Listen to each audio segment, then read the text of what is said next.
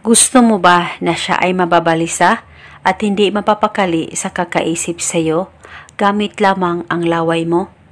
Lalong-lalo na ngayon na bigla na lang siyang hindi nagpaparamdam sa iyo. Gawin mo lamang itong ritual na ituturo ko sa inyo. Dapat palaging buo ang tiwala niyo sa mga ganitong pamamaraan. At dapat hindi kayo nagdududa o nagdadalawang isip na gawin ito. At gawin itong ritual sa kahit na anong araw o oras. At kung sakaling kayo ay may katanungan, mag-comment lang po kayo sa baba. Ang gagawin mo lamang ay kumuha ka lamang ng papel at panulat kahit anong kulay at isulat mo ang pangalan at apelido ng mahal mo o ng partner mo ng 3 beses, dapat tunay niyang pangalan.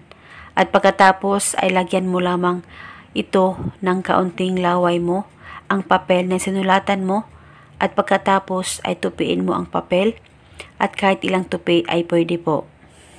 At pagkatapos mo nang matupi ito, hawakan mo muna ito at ibulong mo lamang ang mga salitang ito. Pangalan at apelido, ikaw ay mababalisa at hindi mapapakali sa kakaisip sa akin. Ibulong mo lamang ito ng 3 beses at pwede ka magdagdag ng hiling, wala pong problema. At pagkatapos ay ilagay mo itong ritual sa maliit na plastic, ziplock ay pwede at kahit anong plastic na meron ka ay pwede itong gamitin. At ilagay mo lamang ito at hayaan mo lamang na matuyo ang laway mo sa papel na may pangalan niya. At itago ito hanggang kailan mo gusto.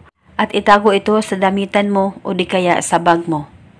At paniguradong siya ay mababalisa at hindi mapapakali sa kakaisip sa iyo. At siya ay magpaparamdam sa iyo ngayon mismo.